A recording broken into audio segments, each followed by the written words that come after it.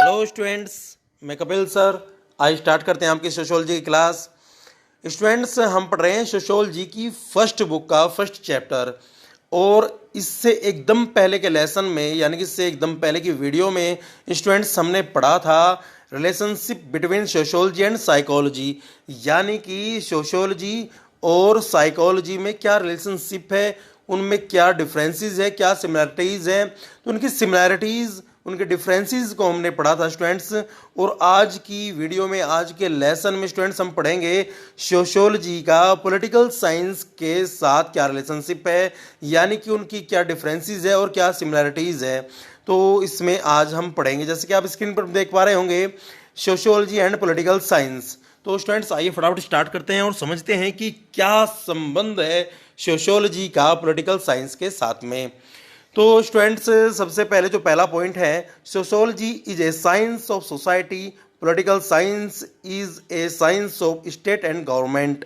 यानी कि स्टूडेंट्स, अगर बात की जाए तो सोशियोलॉजी जो है वो साइंस है सोसाइटी का, यानी कि जो सोशियोलॉजी है वो शास्त्र है समाज का। इसीलिए आपको पता है कि इसको हिंदी में समाज शास्त्र भी बोलते हैं। अब बात आती है स्टूडेंट्स कि ये जो शास्त्र है या विज्ञान है वो विषयों के पीछे क्यों लगाए जाते हैं, उनका क्या मतलब है, ये है क्या। तो स्टूडेंट्स, मैं आपको बता दूं, हालांकि बताने की जरूरत नहीं है, आप इंटरमीडिएट क्लास में आ चुके हो, 11th क्लास में, तो आपको ये पता ही होगा कि किसी भी सब्जेक्ट की, कोई भी सब्जेक्ट हो, अगर उसका सिस्टमेटिक स्टडी उसकी अगर की जाए स्टूडेंट्स, यानी कि उसको क्रमागत रूप से क्रमबद्ध अध्ययन उसका की जाए, सिस्टमेटिक स्टडी अगर उसकी की जाए तो उसको साइंस बोलते हैं। यानी कि किसी भी सब्जेक्ट की अगर आप सिस्टमेटिक स्टडी करोगे, उस पर एक्सपेरिमेंट करोगे, ऑब्जर्वेशन करोगे, अवलोकन अगर उसका करोगे और रिसर्च अगर उस पर आप करोगे, तो वो कुल मिलाकर शास्त्र कहलाता है, विज्ञान कहलाता है, विज्ञान की श्रेणी में आ जाता है। यानी कि विज्ञान से केवल मतलब यही नहीं है स्टूडेंट्स की लैब में किसी चीज़ पर अगर एक्सपेरिमेंट्स किए जाएं तो वो ही साइंस है, वो ही विज्ञान है। विज्ञान हम किसी भी सब्जेक्ट को बोल सकते हैं अगर उसकी सिस्टमेटिक स्टडी हो सकती हो, अगर उस पर एक्सपेरिमेंट्स भी किए जा सकते हों, भले ही किसी भी टाइप्स के एक्सपेरिमेंट्स जो है केवल लैब में होने वाले एक्सपेरिमेंट्स ही नहीं होते स्टूडेंट्स, ऑब्जर्वेशन उसका हो सकता हो, रिसर्च उस पर की जा सकती हो, तो स्टूडेंट्स वो सब्जेक्ट जो है साइंस या हिंदी में अगर बोले तो आप शास्त्र कहलाता है। तो आप समझ ही गए होंगे। तो इस तरह से जो आपकी सोशियोलॉजी है वो भी एक साइंस है, शास्त्र है अगर हिंदी में कहे तो, और पॉलिटिकल साइंस भी एक साइंस है या शास्त्र है। तो स्टूडेंट्स, इसमें बताया गया है कि sociology is A science of society, यानी कि जो सोशियोलॉजी है वो शास्त्र है या विज्ञान है किसका, समाज का। यानी कि स्टूडेंट, सीधी सरल आसान भाषा में अगर मैं बताऊं तो जैसे कि आप समझ ही गए होंगे साइंस क्या है, शास्त्र क्या है। तो इस तरह से आप समझो कि sociology is A science of society, यानी कि जो वो सिस्टमेटिक स्टडी करता है वो किस पर, सोसाइटी पर। जैसा कि मैंने पहले ये लेसन में आपको बताया था कि sociology is the study of society, या अगर मैं आपको बोलूँ कि sociology is the study of human social life, तो इस तरह से वो स्टडी करता है समाज और समाज के अंदर रहने वाले उन लोगों के बीच जो संबंधों का एक जाल है स्टूडेंट्स, उसकी स्टडी करता है सोशियोलॉजी। और अगर बात की जाए पॉलिटिकल साइंस की, तो political science is A science of state and government, यानी कि जो पॉलिटिकल साइंस है वो किस सब्जेक्ट की, किस टॉपिक की जो है सिस्टमेटिक स्टडी करता है, रिसर्च उस पर करता है, तो वो है स्टूडेंट्स स्टेट एंड गवर्नमेंट, यानी कि राज्य और सरकार। अब सीधी सी आपको बात दिख रही होगी स्टूडेंट्स कि स्टेट और गवर्नमेंट ये क्या है। तो मैं आपको बता दूं, हालांकि आप ये पॉलिटिकल साइंस में तो आप ये पढ़ोगे ही और अच्छी तरह से गहराई से ही पढ़ोगे, क्योंकि पॉलिटिकल साइंस इन्हीं की स्टडी करता है, लेकिन फिर भी मैं आपको बता दूं कि स्टेट क्या है, गवर्नमेंट क्या है। वैसे तो स्टूडेंट्स कि मैंने पहले भी बताया था आपको कि स्टेट होता है कोई भी कंट्री, कंट्री तो बहुत सारे हो सकती है। अगर कोई गुलाम है यानी कि कॉलोनी है किसी की अदर कंट्री की, तो वो भी कंट्री है। लेकिन स्टेट होने के लिए स्टूडेंट्स उसमें चार चीज़ें मैंडेटरी होती है। मैंने आपको पहले भी बताया था कि माना जाता है कि चार चीज़ें जो है मैंडेटरी होती है तभी वो स्टेट कहलाता है। उसमें सबसे पहला है पॉपुलेशन, दूसरा है जो उसका ज्योग्राफिकल एक टेरिटरी होगी, अपनी एक पर्टिकुलर टेरिटरी, और उसमें तीसरी है गवर्नमेंट किसी भी तरह की हो, चाहे वहाँ पर डिक्टेटरशिप हो या डेमोक्रेसी हो या फिर अदर जो है किसी भी तरह की अदर टाइप की जो है वहाँ पर गवर्नमेंट हो, भले ही वो कॉलोनी हो किसी दूसरे कंट्री की। और इसमें जो फोर्थ पार्ट है स्टूडेंट्स, जो मैंडेटरी फोर्थ पार्ट है स्टेट होने के लिए, वो है सॉवरेनिटी, यानी कि वो किसी भी तरह से किसी अन्य देश का गुलाम नहीं होना चाहिए। अगर वो गुलाम है, अगर वो कॉलोनी है, तो वो मात्र एक कंट्री होगा, लेकिन स्टेट होने के लिए उसे आज़ाद होना चाहिए। तो आप समझ गए होंगे स्टेट जो है और गवर्नमेंट क्या है, यानी कि स्टेट का एक पार्ट है गवर्नमेंट, एक हिस्सा है गवर्नमेंट। उन चार चीज़ों में जो स्टेट की जो मैंडेटरी चीज़ है उनमें से गवर्नमेंट उसका एक हिस्सा है। लेकिन यहाँ पर इसका दूसरा मतलब है स्टूडेंट्स, मैंने पहले भी आपको बताया था कि सोशियोलॉजी में हर सारी चीज़ हम पढ़ेंगे, क्योंकि इसका बड़ा ही वाइडर एक फील्ड है, बड़ा ही एक लंबा चौड़ा विस्तृत इसका टॉपिक है, फील्ड है, एक डिपार्टमेंट है इसका। उसमें हम सारी चीज़ों को पढ़ते हैं, लेकिन अपने अनुसार, यानी कि केवल सामाजिक संदर्भ में, ना कि उस विषय के क्षेत्र या उस सब्जेक्ट के फील्ड में अंदर घुसकर।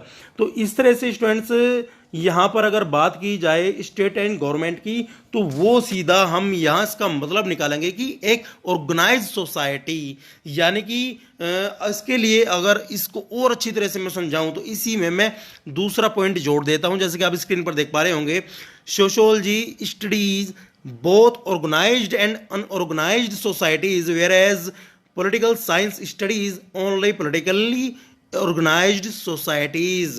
यानी कि सोशियोलॉजी जो है स्टूडेंट्स, उसका काम क्या है कि वो स्टडी करता है सोसाइटी की, भले ही वो ऑर्गेनाइज हो या अनऑर्गेनाइज, यानी कि वो संगठित समाज हो स्टूडेंट्स या असंगठित समाज, वो दोनों समाजों का अध्ययन करता है, वो सोशियोलॉजी है।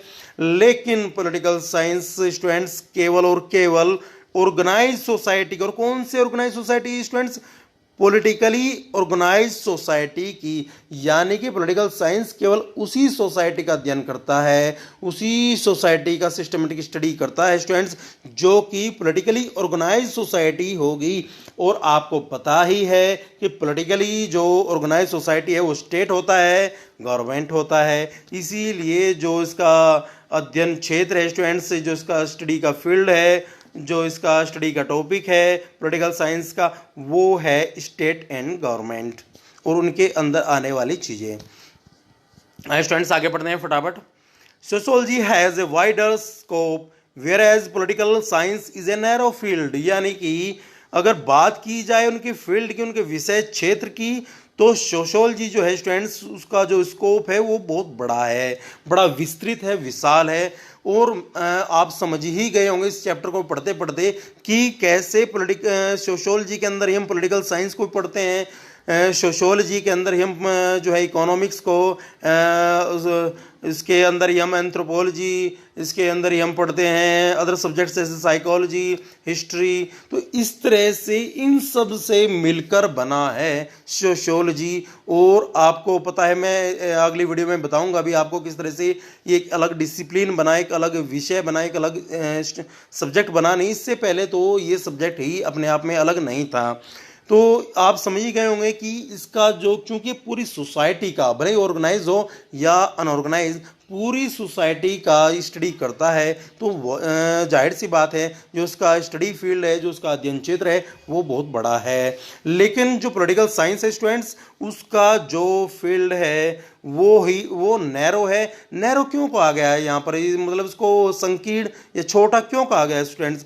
क्योंकि सोसाइटी पूरी सोसाइटी है, लेकिन उसमें से उस ऑर्गेनाइज फील्ड को, कौन सा ऑर्गेनाइज, जो पॉलिटिकली ऑर्गेनाइज फील्ड होगा उसकी स्टडी करता है पॉलिटिकल साइंस। तो जाहिर सी बात है स्टूडेंट्स कि उसका विषय क्षेत्र जो है बड़ा व्यापक नहीं है सोशियोलॉजी की अपेक्षा। अगर कंपैरिजन किया जाए सोशियोलॉजी से समाजशास्त्र, तो उसका फील्ड जो है बहुत बड़ा नहीं है, नैरो है। स्टूडेंट्स अगला पॉइंट पढ़ते हैं। Sociology studies man as fundamentally a social animal, whereas political science studies man as a political animal यानी कि सोशियोलॉजी स्टूडेंट्स जो स्टडी करता है वो मैन एज फंडामेंटली ए सोशल एनिमल, यानी कि वो मूल रूप से जो है एक आदमी को, एक इंसान को, एक व्यक्ति को समझता है एक सामाजिक प्राणी, एक सामाजिक एनिमल समझते होंगे आप, पशु तो एक सामाजिक पशु है। पशु का मतलब ये नहीं कि वो चार पाँव का या भद्दा सा एक जानवर है। इसमें बताया गया है कि जो सोशियोलॉजी समझता है एक व्यक्ति को वो एक सामाजिक प्राणी समझता है, जबकि पॉलिटिकल साइंस जो है स्टडी करता है और समझता है एक व्यक्ति को, एक इंसान को, एक आदमी को पॉलिटिकल एनिमल। यानी कि स्टूडेंट्स अगर मैं सीधी सरल आसान भाषा में आपको परोसूं, आपको बताऊं, तो इसका अर्थ ये है स्टूडेंट्स कि अगर सोशियोलॉजी की आंखों से आप देख रहे हैं, सोशियोलॉजी के चश्मे से आप अगर देख रहे हैं, तो आपको एक इंसान केवल एक सामाजिक प्राणी नजर आएगा, जबकि आप अगर पॉलिटिकल साइंस के चश्मे से देख रहे हैं स्टूडेंट्स, तो आपको एक व्यक्ति जो है वो केवल और केवल पॉलिटिकल एनिमल नजर आएगा, एक राजनीतिक इंसान, एक राजनीतिक पशु, एक राजनीतिक प्राणी नजर आएगा। और आप जैसे कि आप टीवी पर भी देख पा रहे होंगे, ये तो आजकल जो है वर्तमान समय में तो ज़्यादा ही इसका किसी भी कंट्री में ले लिए आप, ऐसा नहीं कि इंडिया में ही, लेकिन आप जैसे कि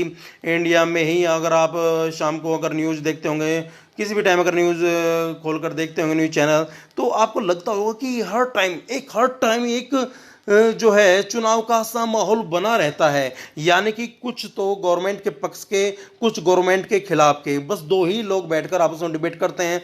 तो इसका मतलब क्या है कि पहले तो होता था स्टूडेंट्स, बहुत पहले की बात, हालांकि बहुत समय से तो यही हो रहा है, बहुत पहले की बात है कि होता क्या था स्टूडेंट्स कि केवल चुनाव के समय में, इलेक्शन टाइम पर जो है वो एक जो इंसान है वो राजनीतिक चश्मे से एक राजनीतिक एनिमल यानी कि एक जो है राजनीतिक प्राणी के रूप में देखा जाता था, जब वो वोटर के रूप में देखा जाता था। लेकिन अब होता क्या है, अब तो स्टूडेंट्स जो है एक इंसान को, एक व्यक्ति को लगातार हमेशा के हमेशा ही एक राजनीतिक, एक जो है पॉलिटिकल एनिमल के रूप में देखा जाता है, और हर टाइम इलेक्शन का माहौल सा बना रहता है। चलो ये तो अलग बात है, लेकिन मैं आपको बता दूं कि पॉलिटिकल साइंस में जो है इंसान को देखा जाता है एक पॉलिटिकल एनिमल के रूप में, भले ही वो सहयोग करता हो या तो एक वोटर के रूप में, या फिर एक जो है निर्वाचित व्यक्ति के रूप में, या चुनाव में खड़े होने वाले एक व्यक्ति के रूप में। जैसे कि आपने फंडामेंटल राइट्स में पढ़ा था, जो ये आपका आर्टिकल नंबर 16 है स्टूडेंट्स, आर्टिकल नंबर 16 से क्या अपॉर्चुनिटी देता है आपको अपॉर्चुनिटी का राइट देता है कि किस तरह से आप जो है किसी भी सार्वजनिक जो आपका कोई वैकेंसी ले लो, अगर गवर्नमेंट वैकेंसी है, सरकारी नौकरी है, या कोई भी सरकारी या सार्वजनिक पद है, आप उसके लिए दावेदारी कर सकते हो। तो इस तरह से ये भी ऐसा ही है कि पॉलिटिकल एनिमल के रूप में इंसान या तो एक वोटर हो सकता है या निर्वाचित होने वाला सदस्य है, उम्मीदवार बन सकता है वो। तो स्टूडेंट्स ये है, इसका अर्थ ये है जो इस तरह से इनको देखा जाता है। अगला पॉइंट का अगर हम बात करें स्टूडेंट्स, तो उसमें बताया गया है कि the approach to sociology is sociological, it follows its own method in addition to scientific methods. The approach to political science is political। यानी सीधी सी बात है कि जो अप्रोच है स्टूडेंट सोशियोलॉजी की वो सोशियोलॉजिकल है, वो यानी कि समाजशास्त्र की जो अप्रोच है, जो पहुंच है, जो उसका दायरा है स्टूडेंट्स, वो सामाजिक है। और जो अगर हम बात करें पॉलिटिकल साइंस की स्टूडेंट्स, तो जो उसकी अप्रोच है वो कौन सी अप्रोच है, उसकी पॉलिटिकल यानी कि राजनीति की। जाहिर सी बात है स्टूडेंट, जो उनका फोकस है, उनका दायरा है, उनकी पहुंच है, वो अगर पॉलिटिकल साइंस की है तो वो राजनीति की है। और अगर हम बात करें सोशियोलॉजी की तो सोशियोलॉजिकल है। यानी कि एक, जैसा कि इससे पहले मैंने आपको बताया कि व्यक्ति को एक जो है एक समाज को, एक व्यक्ति को सोशियोलॉजी देखता है सिर्फ और सिर्फ एक सामाजिक प्राणी के रूप में, भले ही वो कितने भी सोसाइटीज़ का मेंबर हो, किसी भी तरह का रोल प्ले करता हो, उसका स्टेटस, उसका जो है किसी तरह का उसका जो है सहयोग हो, या फिर कॉरपोरेशन जिसको बोल दिया, यार किसी भी तरह का उसका कन्फ्लिक्ट हो, इससे कोई मतलब नहीं। पूरी स्टडी करना ही काम है सोशियोलॉजी का, लेकिन केवल और केवल राजनीतिक पहलू में, एक राजनीतिक अप्रोच में उस व्यक्ति को देखना काम है स्टूडेंट्स पॉलिटिकल साइंस का। अगला पॉइंट पढ़ते हैं। Sociology is a general social science, hence it studies all kinds of forms of social lessons in a general way, whereas political science, because it concentrates on human relationship which are political in character. यानी कि students अगर बात की जाए sociology की, तो sociology is a general social science, यानी कि एक सामान्य सा सोशल जो साइंस है, सोशोलॉजी जो साइंस है, मैंने अभी बताया था आपको, यानी कि जो एक शास्त्र है वो एक जनरल साइंस है, एक सामान्य सा शास्त्र है। यानी कि सामान्य शास्त्र इसको क्यों कहा गया स्टूडेंट्स, क्योंकि इसका जो फील्ड है बड़ा वाइड है और वो हर एक चीज़ पर बहुत गहराई से रिसर्च करना नहीं चाहता और ना ही करता। अगर वो रिसर्च का पॉइंट है स्टूडेंट्स इकोनॉमी को लेकर, तो उसकी रिसर्च करता है इकोनॉमिक्स। अगर वो है पॉलिटिकल साइंस के दायरे में, स्टेट या गवर्नमेंट से संबंधित, तो वो करता है पॉलिटिकल साइंस। तो इस तरह से वो ओवरऑल को देखता है, ना कि उसकी गहराई में घुसकर। तो एक जनरल साइंस यानी जनरल नॉलेज की तरह से अगर हम बोल दें तो स्टूडेंट्स वो सोशियोलॉजी है। और अगर बात की जाए पॉलिटिकल साइंस की, तो वो उसी जो है वो कंसंट्रेट करता है, अपना जो है ध्यान केंद्रित करता है स्टूडेंट्स, जो कि relationship which are political in character, यानी कि जो भी पॉलिटिकल कैरेक्टर होगा वो उस पर फोकस करेगा, कंसंट्रेट करेगा, उस पर अध्ययन करेगा, उसे पढ़ेगा। एक सामान्य सी बात है स्टूडेंट्स की जो सोशियोलॉजी है वो जो है केवल सोशल रिलेशंस को, सोशल मैंने आपको पहले बताया था कि ह्यूमन सोशल लाइफ को, केवल ह्यूमन सोशल लाइफ को वो फॉलो करता है, स्टडी करता है, अवलोकन यानी कि ऑब्जर्वेशन करता है। और जो पॉलिटिकल साइंस की अगर हम बात करें स्टूडेंट्स, तो वो जो ह्यूमन रिलेशनशिप है, यानी कि जो उसका कॉन्सेंट्रेट है, वो कॉन्सेंट्रेशन है, वो केवल ह्यूमन रिलेशनशिप में which are political in character, जो कि केवल एक राजनीतिक चरित्र या राजनीतिक कैरेक्टर होगा, उसकी स्टडी पॉलिटिकल साइंस करता है। तो उम्मीद करता हूँ स्टूडेंट्स की आपकी समझ में आया होगा। इससे आगे का अगले लेसन में मैं आपको पढ़ाऊँगा। आज के लिए बस इतना ही।